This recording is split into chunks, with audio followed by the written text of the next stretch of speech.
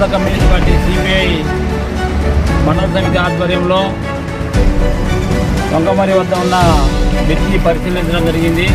ఈ పరిశీలనలో భాగంగా రోడ్డుకు బ్రిడ్జికి ఉండే సైడు పుష్పాపూర్ ఉండే వెంచర్ కానీ మొత్తము సపరేట్ డివైడ్గా వచ్చే బ్రిడ్జిలు వచ్చి గ్యాపులు కానీ బావుల వల్లే కాలువల వల్ల కాలువలు మాత్రమే బావులు వచ్చి ఇక్కడ వాహనదారులు తీవ్ర ఇబ్బంది పడుతున్నారు. ఈ విధంగా కడ్డీలు వచ్చేసి బయటికి కనబడి కూలిందుకు సిద్ధంగా ఉంది బ్రిడ్జి.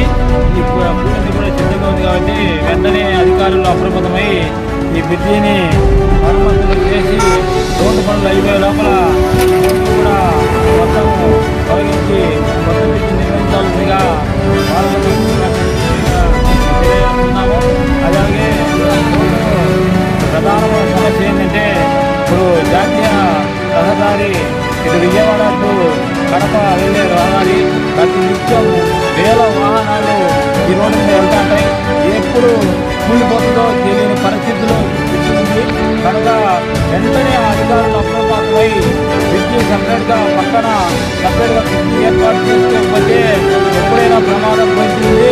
ప్రమాదము జరగకముందే అధికారులు అప్రమత్తమై ఈ బ్రిడ్జిని పరిగణలోకి తీసుకోవాలని చెప్పి భారత కమ్యూనిస్ట్ పార్టీ సిపిఐగా మేము డిమాండ్ చేస్తున్నాం.